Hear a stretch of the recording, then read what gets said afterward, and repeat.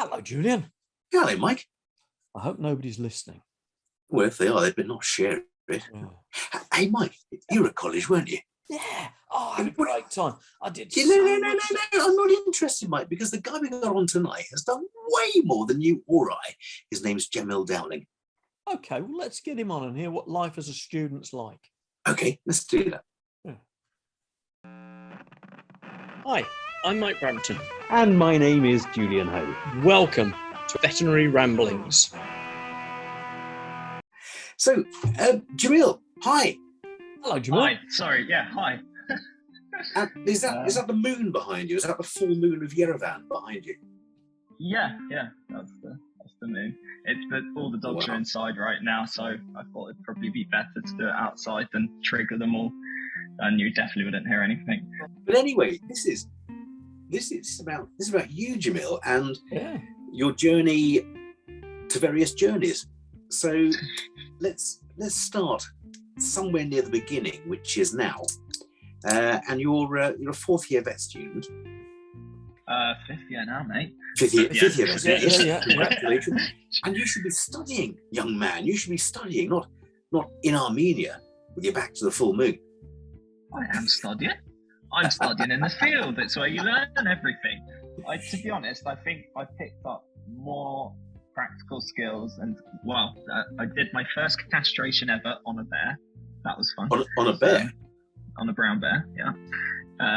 But I've got, so Dr. Eamon's one of the top vets in the world, and he's kind of like a mentor for me. So he's on the IUCN's advisory board. I think he's on WWF's, some of their deer tagging boards and stuff. Mm-hmm. And he's been teaching me one-to-one and stuff. He teaches all over the world. You know, we got dart guns here and stuff. It's like, little kid's dream, really. I'm working with wildlife, and now at the zoo we're working with lions, tigers, panthers, doing the disease work as well. How did you get this gig?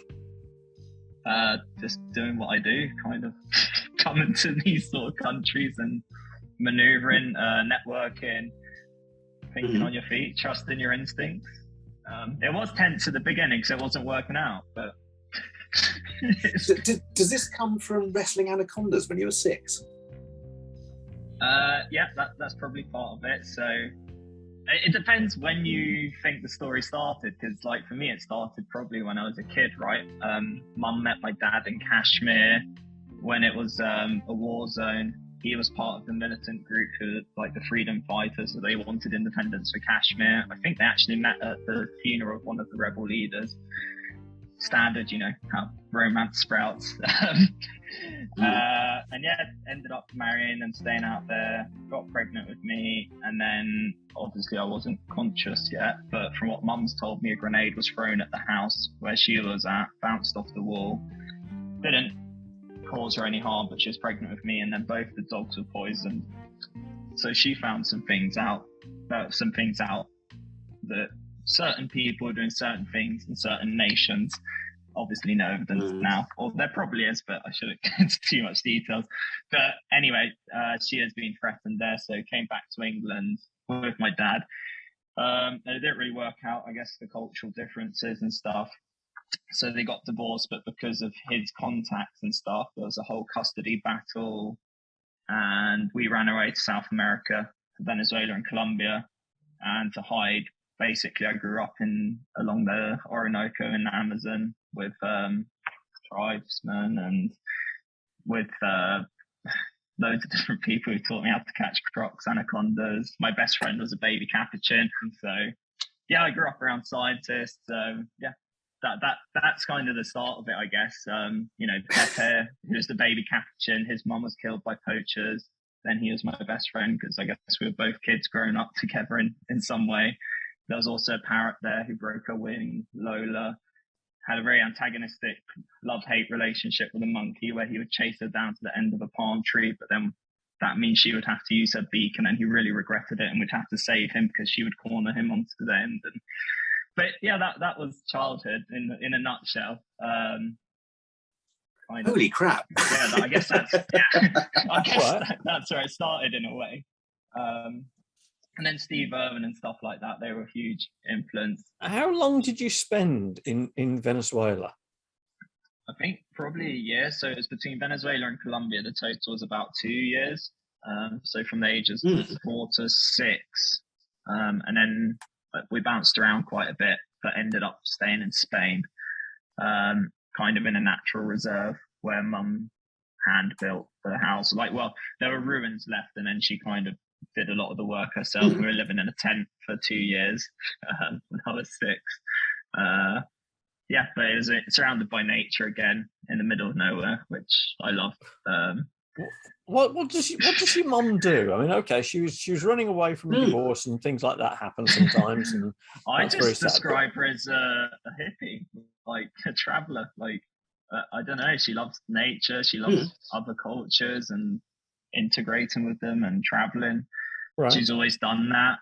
From what she told me when she was maybe 19 or something, you know, she had this illness that they couldn't diagnose and chronically sick and stuff in the UK. And looking back on it now, it probably sounded like depression. And she said that when she left the UK and went to India and started traveling, it just went away naturally, which also sounds like depression. Like once you have new stimulation and get out in the world. So she's always done that. Wow. I have to say, we do have quite a few mental health discussions on this program. And just for our regular listeners, there may be other courses of action you can take than emigrating to the jungle and hunting crocs. But I wouldn't necessarily dismiss it. No. So they don't say no. Say maybe. Yeah. Is your mum still out there? Mum now is in Spain, where she built the house fighting the Spanish government because they've got a grant from the European Union to drill a well in a natural park, which is completely illegal according to the laws. It's like there's certain laws you can't drill it within 50 meters of a natural spring, stuff like that. We've got endangered species on the land because Mum wouldn't allow any hunting. She's kept it as an ecosystem, but basically they're drilling a well on our land, so she's there fighting them so they don't destroy another ecosystem. So I'm blown away by this, and I have to interject some humour in. This is just amazing. We need your mum on here as well.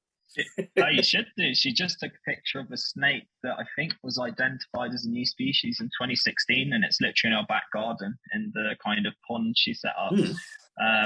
Again, if they drill that well, they'll suck all the water out of the pond and the things that have been set up there, and we'll lose a lot of endangered species on the land in a natural park. So it's a bit of a tough point. They've got a lake, and they can easily take the water from that lake.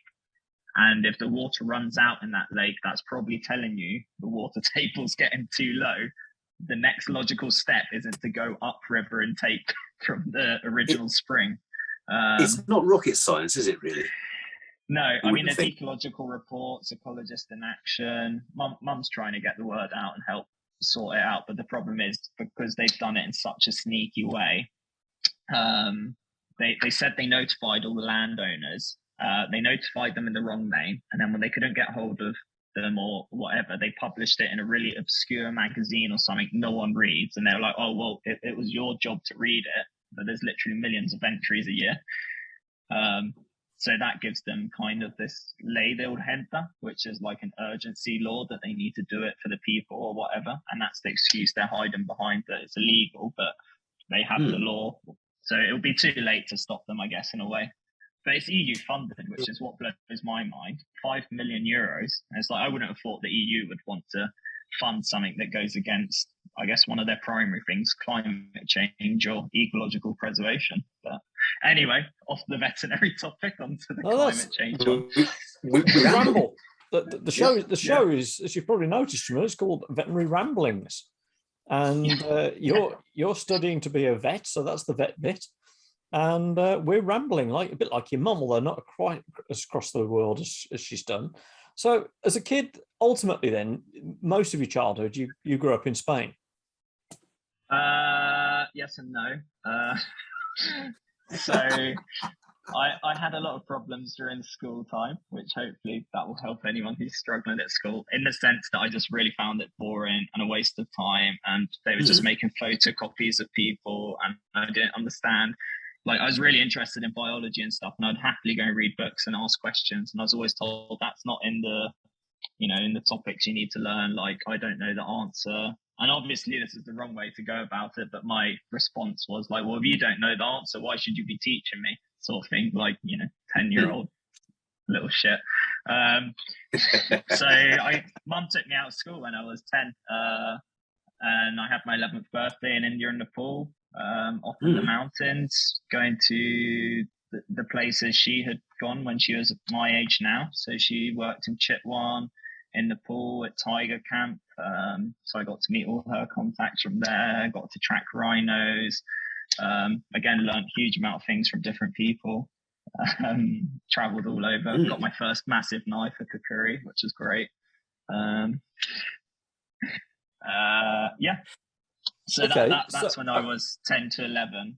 And then obviously getting to the kind of high school phase in Spain really didn't go well for me. I was getting kicked out loads for being insubordinate, nothing bad, no drugs, nothing, just simply being a disruptive student or whatever they called it. The problem is I would intentionally fail my exams because then you could go and retake your exams in September. But the caveat was that attendance didn't count, group projects didn't count, nothing counted. So I would go and get 70, 80% in those exams, and I'd be laughing, right? I could take the whole year off and just go sit those exams, which took about a month to study for. It was a no-brainer for me. Maths is the one that eventually caught me out. But then I turned 16. My dad got hold of me through Facebook. Me and mum were arguing, I guess, things like not wanting to do the washing up and shit like that. Typical teenager shit. And she was like, well, you're ready. I've taught you how to travel. I've taught you how to survive. Maybe you should go meet your family. So I got emancipated when I was 16 or 17. Went out to meet my family in Kashmir. Was staying in Srinagar. Got to work with leopards and bears up there. I have to say, sorry, some of the photos, I was looking at your website there, some of the photos are absolutely amazing. That's your time in Bangladesh. And quite amazing. I mean, let's go back to Spain. So let's ask you the really basic question then, because you're wagging off school, you're taking exams to suit yourself. When did you think you fancied becoming a vet? I mean, since always I knew I wanted to work with animals in the conservation, wildlife sort of realm. Okay. If it was as a vet or as a biologist, I mean, I guess it was always as a vet, but, when you're young, it's not 100% clear yet. And especially how the vet is sold in the UK, as in like what your standard vet does in the UK. I guess the path I kind of want to go down isn't your standard one. So ended up leaving Spain with no qualifications, or I had them, but I didn't get them in paper or whatever. So in theory, I was going to an international school in India and getting my GCSEs there, and eventually A-levels. But it didn't work out with my dad. He stopped paying the fees. They threatened with handing me over to the police or something. Mum got involved. She had no money. Embassy repatriated me, the British embassy, and they said, right, we can put you on a plane to Spain back to your mum, or we can put you on a plane to Heathrow and see what happens. I knew from what the Spanish education was, and I think I was 17 then. Yeah, 17. And I knew that if I went back to Spain, that's the end of it. Like, I definitely wouldn't get into vet med, just because of how the education system and stuff works. So I was like, send me back to London. In theory, somebody from the embassy was going to pick me up. No one did. So I arrived at Heathrow, went to the asylum seekers by accident. They sent me to Hillingdon Borough. I got classified as an asylum seeker with a British passport somehow.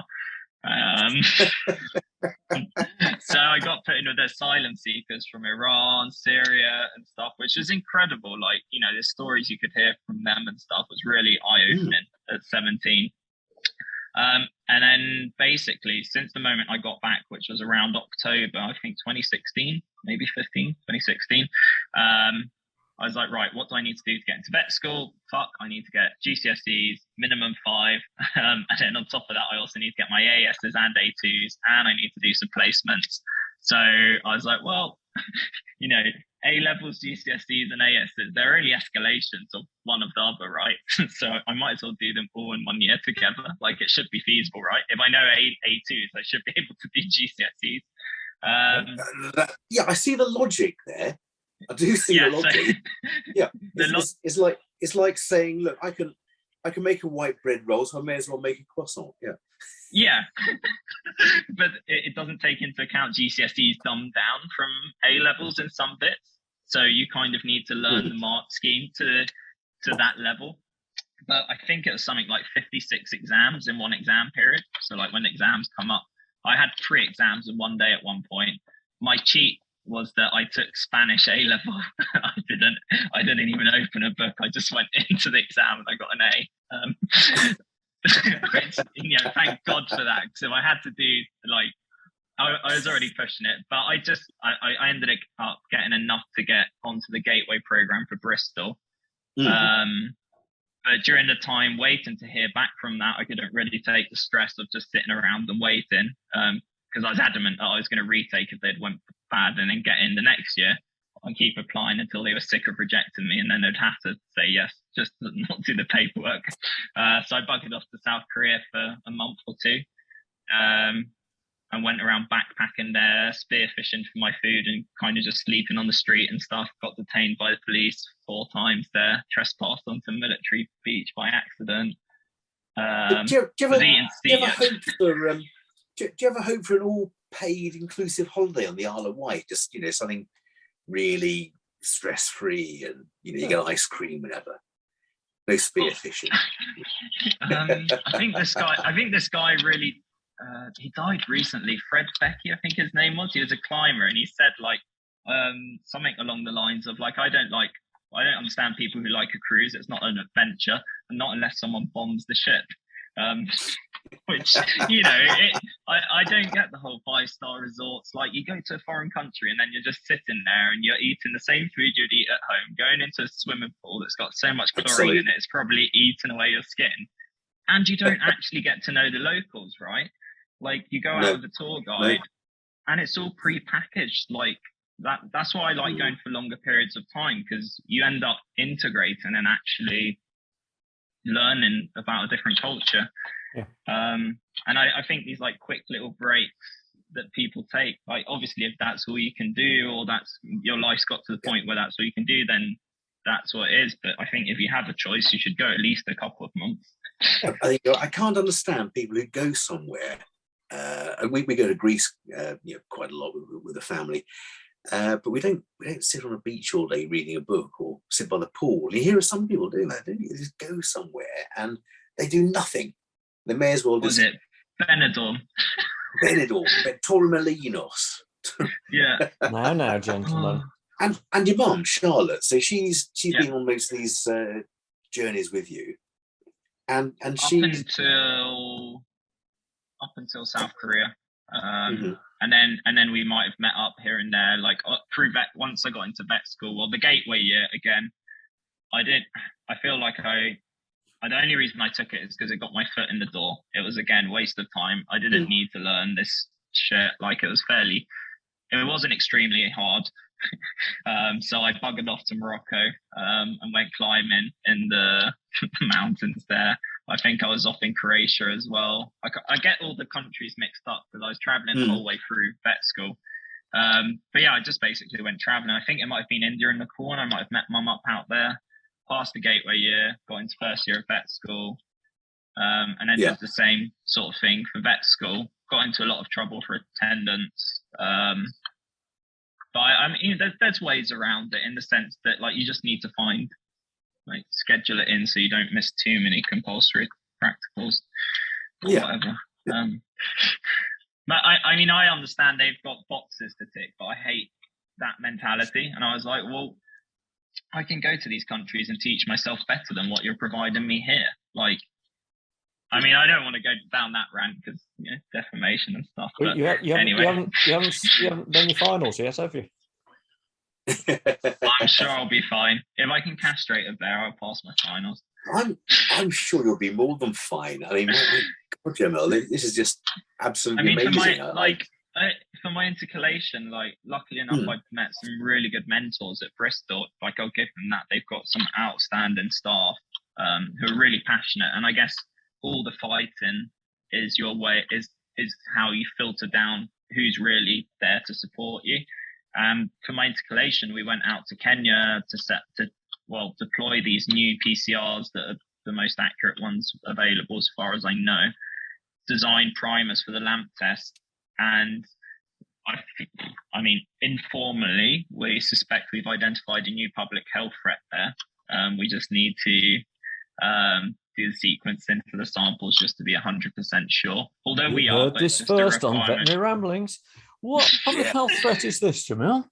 Well, no, related to tuberculosis, right? They've always been a top 10 and stuff, but if our PCRs are right, and I need to word this very carefully, if our PCRs are correct and the sequencing validates them, which I'm sure it will, we identified a considerable amount of them Mycobacterium tuberculosis complex in the camel population. Now, Kenya is transitioning from livestock like cattle, which are grazers, to animals like camels, which are browsers, because the grass has run out and they're a bit more, they can endure the weather more, right? But if you're transitioning to that species and that species has got a higher level or it has a higher capacity, this is where we need to look into it properly and stuff. And we're still running a project there. On the basis of the preliminary data we found, I ended up getting research associate at the Primate Institute for Primate Research in Kenya, which is like a government institute, which is a undergraduate. It's incredible. So we're still running that there now. So yeah, that's one of the things you can say that Bristol helped support me do and stuff, and the Langford Trust and all the different donors that pitched in for it. So yeah, sorry, I can't remember where the question started. I went a bit off track. That's all right. I think you answered. I was torn away by the PCR chat because before I became a vet, I was a molecular virologist, and it was at the time that Psycho and his team had just invented PCR, and so I was doing the initial PCR tests or PCR experiments were done with 3 water baths, the denaturation, the anneal, and the polymerization one. And you cycled it manually? Absolutely, 35 cycles. Wow. Lifting the tubes out of each water bath after so many minutes. It was a whole day thing doing this, and you then I thought it was horrible just staring at the screen for an hour when your whole project depends on it. It would take the whole day, but then you'd have to get the DNA sample or RNA sample, whatever you've done, and absolutely whack it out onto a gel and do a southern blot of it. So or isolate it and sequence it. So wow. So you could sequence then. Oh yeah. We did the Sangadidioxy sequencing. It would take 3 days to sequence. 500 or 600 bases. Hang on a minute, Jamil. This is the 80s, not the 50s. Sorry. Bloody hell. Time flies.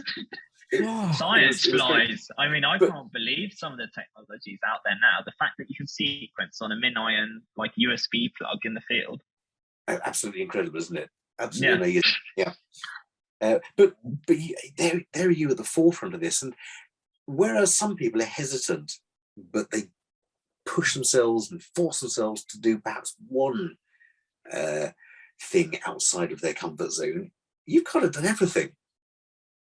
And I wonder, well, your mum is clearly quite an amazing person. I think she's made you an amazing person. But when you were growing up, did this seem amazing to you, or was it just, I'm a kid, this is what happens?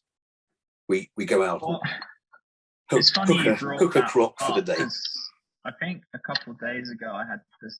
I was actually vegetarian until I went to Spain, and then they started sneaking meat into my soup and stuff. But anyway, that's a different story. They do it. Is there ham in it? No. No. Yes, It's just the bone. That's not meat. It's just for the start.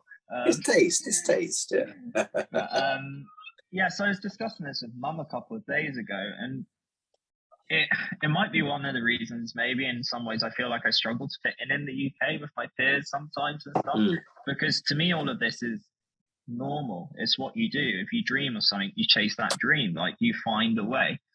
So I get very frustrated when people just talk, which I have to learn. Like, you know, so yeah, for me growing up, it was kind of normal, and it still feels normal now. I feel more at home out here doing this than in Bristol. Bristol's like the holiday. It's like going back to Bristol's paying your dues, right? Like you have to go do this so you can do this. But yeah.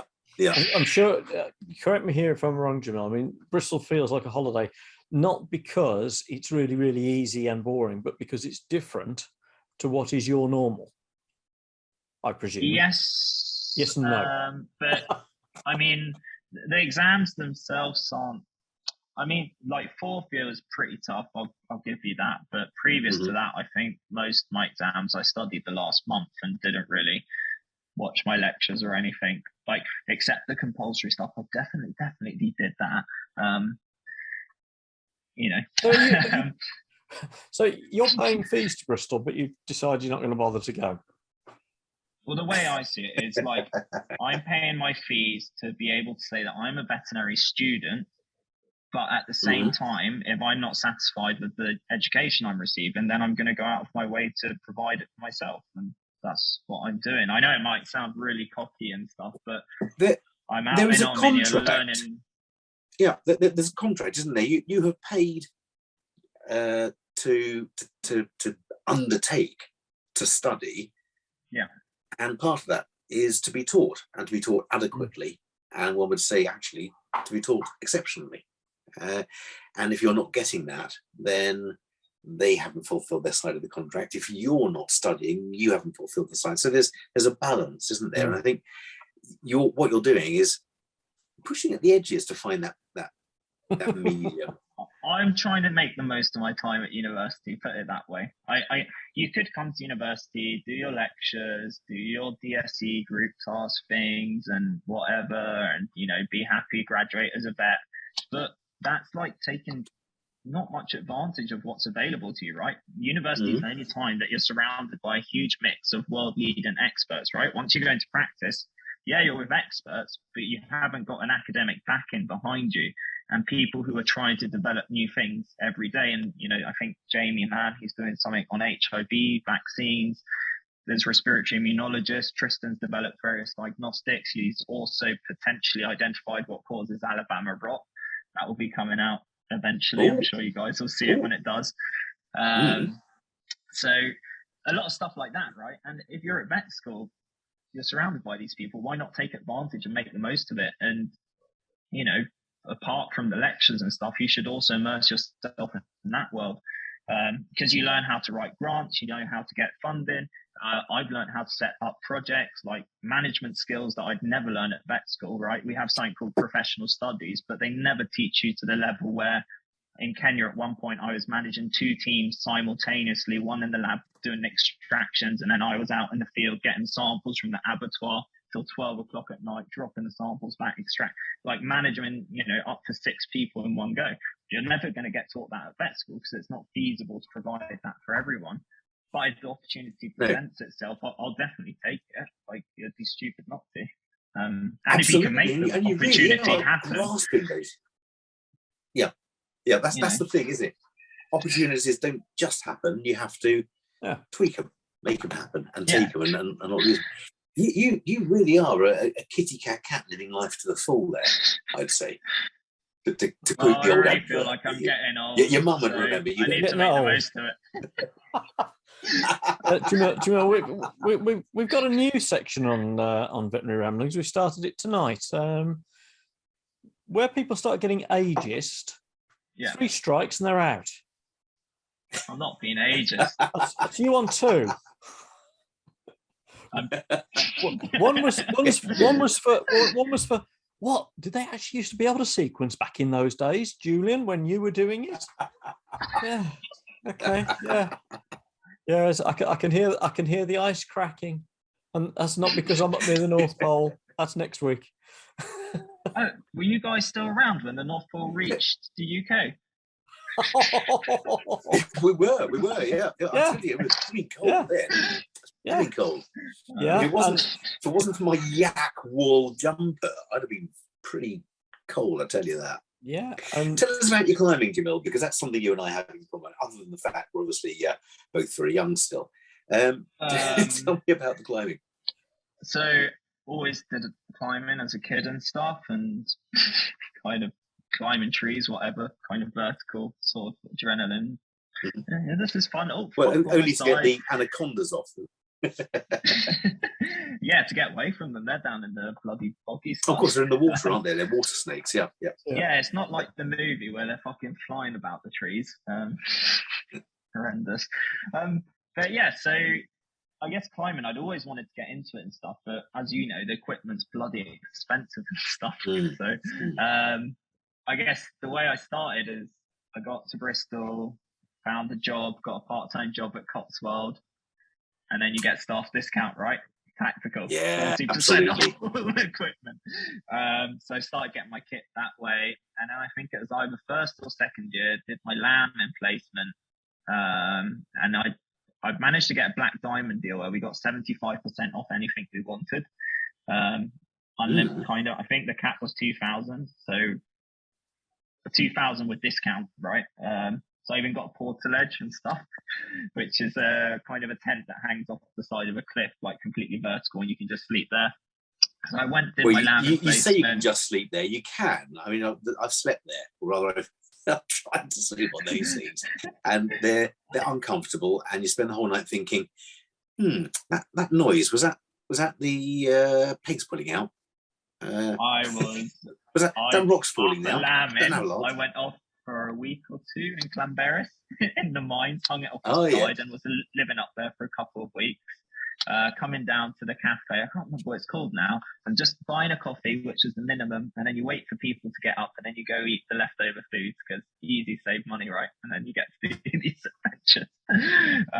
So living that sleep bag life, and I was studying for my exams, which was straight after Easter, so I had all my flashcards up on the portaledge, and then ended up taking photos of Franco Coxon, who's a trad climber, and he was trying to climb Meltdown. I think it's a 9A slab. So I ended up taking some really cool shots of him. He was sponsored by Montane. They reached out to me, a guy called Wim Stevenson. Probably shouldn't say it now, everyone's going to message him. But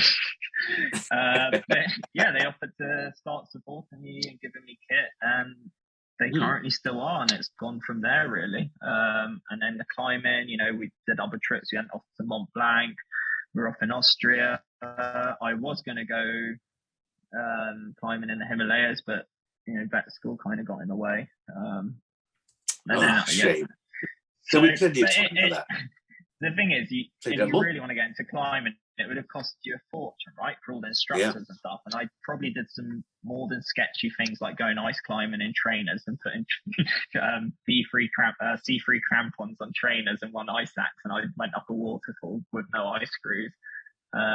Just to, I was that was second year. I was out in Morocco, and I was like, yeah, I'll give this a go. I've always wanted to do ice climbing. It wasn't even a technical one. It was a walking ice axe. And there was a few moments like I tried going and doing these traverses in the mountains. Didn't know if it was possible. No map, whatever.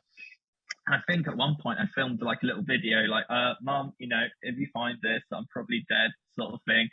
Just when you think you're gonna die, and then it's like, then you're fine. It's like, oh, what a bloody rush. And then you're back to the tent studying. But yeah, so a lot of it was solar adventures, and it's been great to have Montane support that, and Montane is an amazing kit. I've got a Montane tent, actually, a couple of Montane tents, and Black Diamond. I think both my ice axes are Black Diamond. DMM. Good stuff as well, and all of them available at Cotswolds. So if Cotswolds want to want to use us for advertising, I'm more than happy to endorse them because they're fantastic. Other climbing shops aren't as good. I've got a question for you, Jamil. Yeah, you're going to sit your finals in a year or less than a year, and you're going to qualify as a veterinary surgeon. Among other things. So what are you going to do? So probably I'm going straight into PhD with Tristan. We're going to expand the TB testing, hopefully global. So that's why I'm setting up Armenia. We're also looking into setting up a third base in Laos with a project running with Oxford. I think I might expand into Nepal as well, and then have multiple sites around the world. And ideally, I'd like to characterize TB to the species level in wildlife, livestock, and humans. So I might have to recruit doctors in as well, and at the same time develop novel diagnostic tests capable of being used in the field that would cost hopefully less than $5 per test, which means we could, affordably use them in countries that don't have PCRs available everywhere and stuff. What you mean like Wales? Yeah. Or England? Well, England by then, yeah. It's all right. The rate we're going. Well, both Julian and I are we're quite keen on TB in some ways because we find let's say we find the badger culling questionable. And yes. The science. Go on. I noticed a hand up there at the back. You have a comment? Oh no, I agree with it because that wildlife always get the blame for it, right? Yeah. And it's like, well, just wait. Do the badgers have M. bovis or M. tuberculosis? What do they have? Because if we spoligotype that, we know that they're naturally host adapted to cattle or to humans. So one could argue that they're not the true reservoir. They're a wildlife reservoir by virtue of existing. But, TB can be carried in an infinite number of different hosts. I know there's a researcher at Bristol who's looking into if a cow comes down and eats on the grass, if earthworms come up and pick up the saliva, if they can carry TB in their digestive tract as they go across to another field. So think about the implications of that.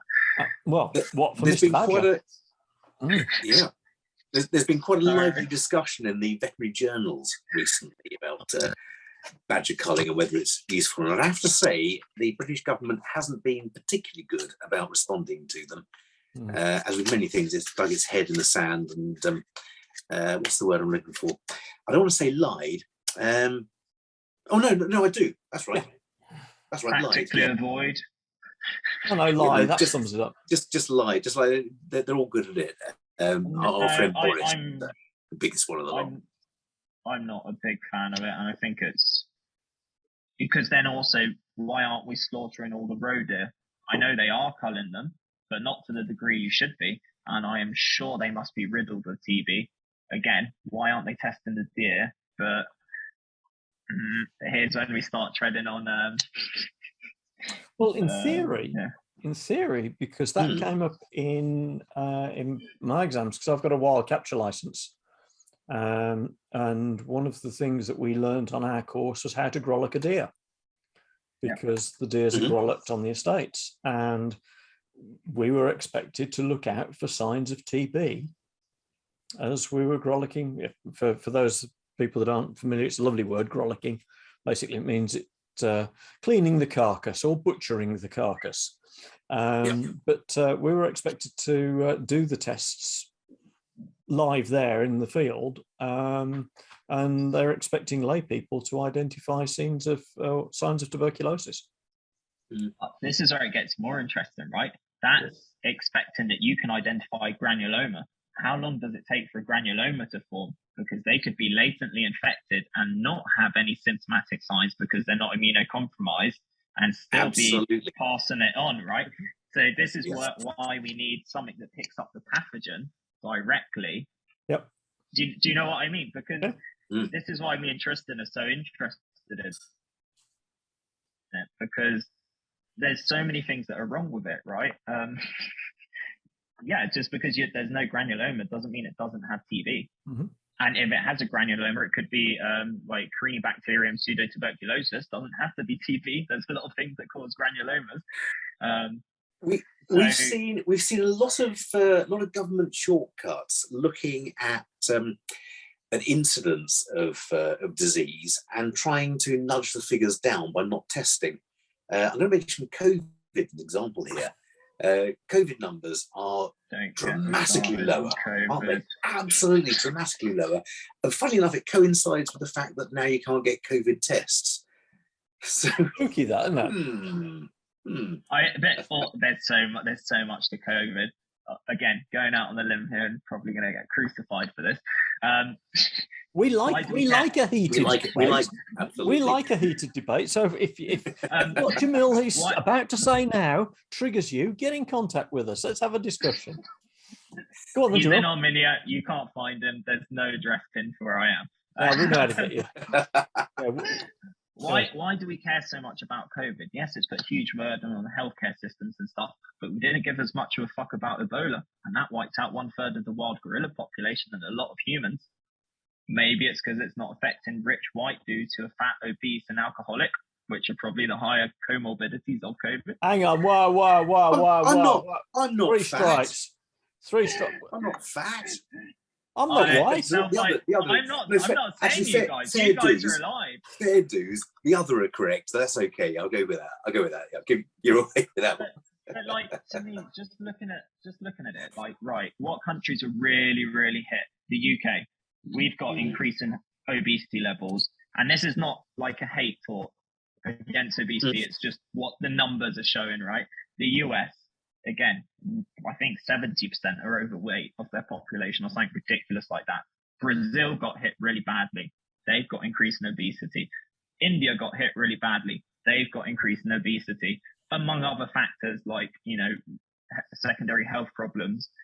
And it's like, to me, it only seems like we cared about a global response when it potentially had effects on Western countries, which is really sad because TB has been an ongoing problem for Africa and Southeast Asian countries, and causing problems in kids and chronic wasting disease, and a lot of people who can't afford antibiotics or have to dilute antibiotics because they can't afford it.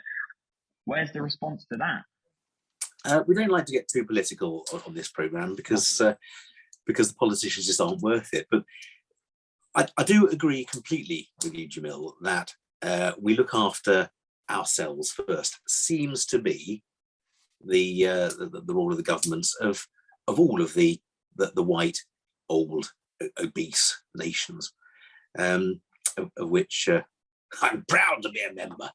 And it's appalling. It's absolutely appalling.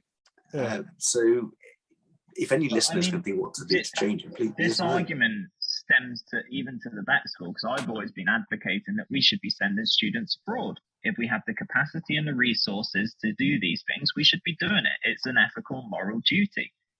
As vets, it should be as well, right? That animals need more help in those countries than animals that have been bred in our country to have disorders.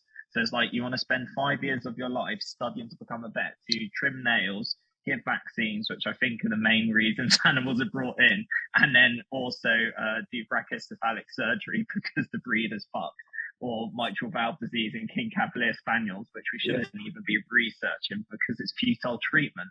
Like the universe, but then it's like, well, they don't have third-party insurance, so we can't do that as an EMS placement. And it's like, why the fuck not, mate? Then you should make your insurance more comprehensive to enable us to do this as students. Actually, you should be paying students to go try and do these things, not have to fight. Like, I had to fight to do these projects, and luckily I found support. Sorry, this is where I get a bit more riled up. No, do you know, when my father was growing up, he had to do a year's national service. Now, I don't agree with that. I don't want to join the army or anything like that. But maybe we should do a year's international service.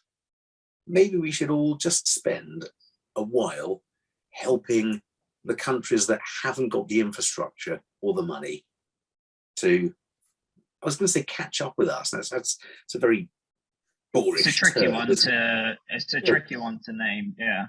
But it's like British vets won't be able to spot FMD, will they? And there's plenty of it in Kenya. I can tell it's all over the fucking place. That's, to our listeners, that's foot and mouth disease virus. Oh, sorry.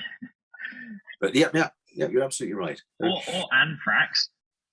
Like, they'll probably go and prod the carcass. It's not anthrax, it's the UK. What's that there? Yeah. Jamil, I wonder, have you seen any of our programs before, or listened to any of them? Do you know about this thing we have called 60 seconds CPD? Have you come across that? I did see it briefly. I was a bit. I'll try and think of something, and then like loads of shit happened today. Why didn't you spend 60 seconds telling us about Trails of the World? Yeah, but that's not professional development for anyone. It is. No, that's a good point. Good point. How about something about just following your gut, trusting your instinct?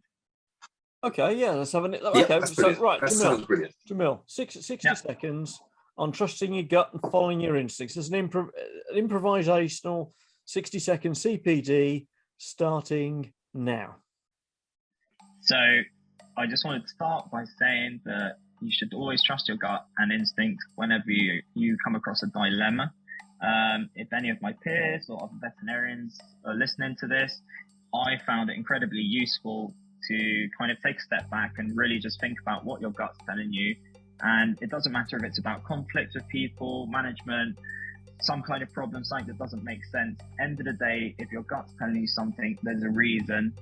The trick is figuring out why it's telling you that. It might not inherently be nefarious, it might not be a bad thing, but if you're feeling like something's not making sense or it's not completely right, then it just means you need to take a step back and have a think about why you're feeling that way. And it might be yourself that's feeling that way, or it might be the situation that's causing it, or there might be actually something really shit going on. But always listen to your gut instinct. And that is 3, 2, 1. Well, I think technically you cheated by saying that was 3, 2, 1. No, I could have kept going. But that was great, and you are the first person to have done the 60-second CPD, not only blagging it but also putting shit happens in it. And I think you get an extra round of applause for that, which is brilliant, Jamil. Absolutely. Actually, I think anyone listening to this would know that you clearly have been in certain circumstances throughout your life where you've had to trust your gut. So you're the ideal person to tell us about that. A lot of the times I tell people that my story in a way is a story of stubbornness. Because like it end of the day, if you know what you really want, and you'll find a way, right? Like it might fail, like 100 times it might fail, but then you only need it to work one time. Most of the times you'd be surprised that it doesn't fail. Like you might feel like things are really against you and it's not possible, or you don't have the grades and stuff. And it's like, well, 6 months before getting into the gateway, I had no academic record somehow. Do you know what I mean? Like at the time, I pissed off South Korea. So I was like, oh, it's never going to happen. I actually got on the phone with the university until I could speak with someone at admissions to confirm that it wasn't an error on the UCAS. I didn't believe it, right? But that's what I meant by trusting your gut. You've just got to go with it, and if you know it's the right thing, it will work out. It might not work out as what you planned, but it will work out. It's more about, I think, in a way, it's like as cliche as it is, it's more about following a journey, and along the journey you'll discover what's meaningful to you, and it's fine to change your mind. I mean, that's something I realized over the last 2 years, that I kept seeing this quote everywhere, which is something like you don't owe it to anyone to be the same person you were 5 minutes ago. And it's really, really like liberating when you think about that, right? Because it enables for rapid growth. Because a lot of the times, at least for myself, I found that I'd be held back by things I had thought or said previously. Because it's like, no, I said that, I have to stand by this because it's principled. Like, if I said it, I mean it. And it's like, there is a component of that. But then on the flip side, if you take that to the extreme, it hinders growth in any aspect, really. And once you realize that people's perspectives, your perspectives can change and can be updated, it's quite freeing. That probably would have been a better CPD. So really, the only person you have to justify it to is yourself. Yeah. And if that justification is correct, then sort everyone else, basically. Yeah. My great grandmother used to say something along those lines, although she was batty as a fruitcake. And she used to say, "Love many, trust few, always paddle your own canoe." She was actually committed. Drowned, didn't she? Mm. Yeah. She drowned in that canoe accident off the North Sea, didn't she? She did. Yeah. I know. But she was paddling her own canoe. But, okay, so you talk about trusting your gut there, Jamil, and that was great. 66 CPD, loved that. So I did completely blank that, guys. I feel No really problem. bad, 'cause I did remember reading it. Brilliant. no problem, all good. So what I want to know is what your gut was saying. Now, you were late this evening, which is absolutely fine, and we didn't mind because we were late too. Yeah. But that's because you were in a taxi trying to avoid protests in Well, I had a drink or two with someone I had a meeting before, and protests were happening. And then it was just like, it took a bit longer than predicted. I was cutting the line really close, to be honest. I'm just intrigued as to what your gut was saying whilst you were in the taxi. My gut was like, these guys are probably having technical difficulties and this is normal, so I'll get away with it. All right. That's because we're old, is it? Right. Okay. Fine. No, because that's how podcasts always go. Like we set up a podcast. No, we are professionals. A couple of years ago. We are professionals. We know what we're doing. We Hello. do. Okay. Point taken. Hello. Hello. Yeah. Excellent stuff. Hey, Julian, have you got a CPD certificate? I have. Oh, can you not hear us? Yeah, he can really. He's just kidding. Yeah. Fools every time. Jamil, I have a CPD certificate for you and for anyone else who's watching this. And here we go. Okay. So we do Certificate of Adventure and Really Wild Things. This certifies that we've learned stuff we didn't know before. I put in brackets, which is basically learning. Because that's what it is, isn't it? You learn stuff you didn't know before. It's learning, yeah.